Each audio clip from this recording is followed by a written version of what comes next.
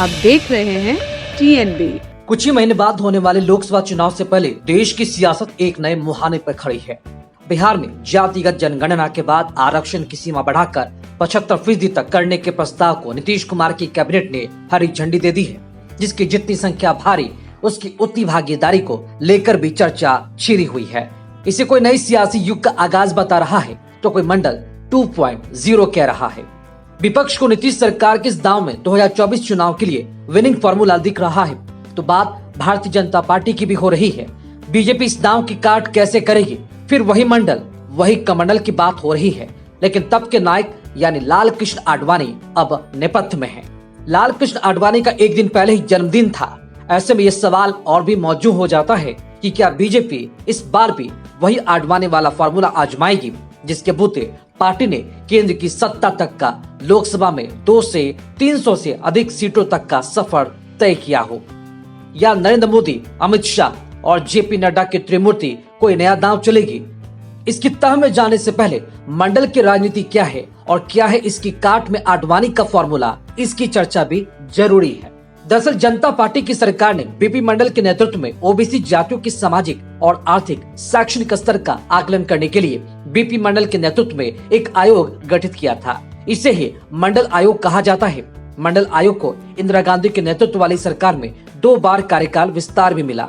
मंडल आयोग की रिपोर्ट कांग्रेस की सरकारों ने ठंडे बस्ते में डाल रखा। इंदिरा गांधी की हत्या के बाद प्रधानमंत्री बने राजीव गांधी से अनबन के बाद वीपी सिंह ने कांग्रेस छोड़कर जनता दल नाम से अलग पार्टी बना ली। तब विश्व हिंदू परिषद राम मंदिर आंदोलन की अगुवाई कर रहा था और बीजेपी भी हिंदुत्व को धार देकर अपना सियासी आधार मजबूत करने में जुटी थी।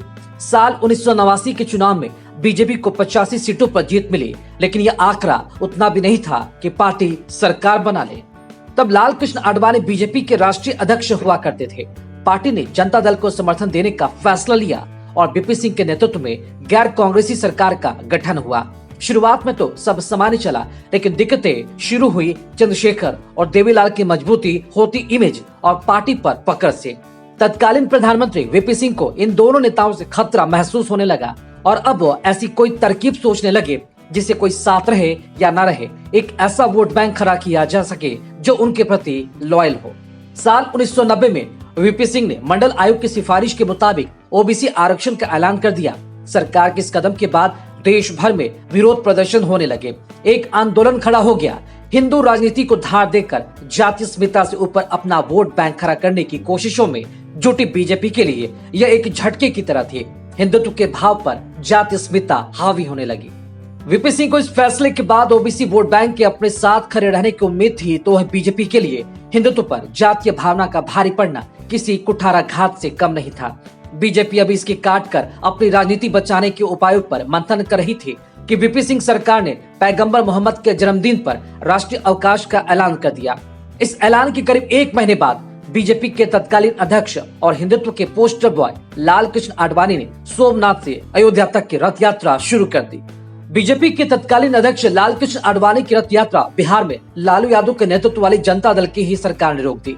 आडवाणी की गिरफ्तारी हुई तो अटल बिहारी वाजपेयी ने भी यह खुलासा किया था कि जनता दल ने रथ यात्रा में बाधा नहीं डालने का वादा किया था।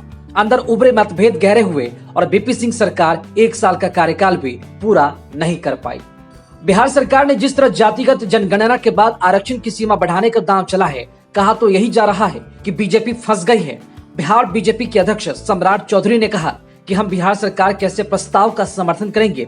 अमित शाह भी कह चुके हैं कि हमने बिहार में जातिगत जनगणना का समर्थन किया था, लेकिन सवाल ये भी उठ रहे हैं कि क्या बीजेपी और उसके पीड़ित संगठन राष्ट्रीय स्वयंसेवक संघ की हिंदुत्व वाली अवधारणा को कितना सूट करेगा। ऐसे ही खबरों में बने रहने के लिए देखते रहिए TNB। साथ ही हमारे वीडियोस को लाइक करें, शेयर करें और हमारे YouTube चैनल TNB को सब्सक्राइब करना ना भूलें।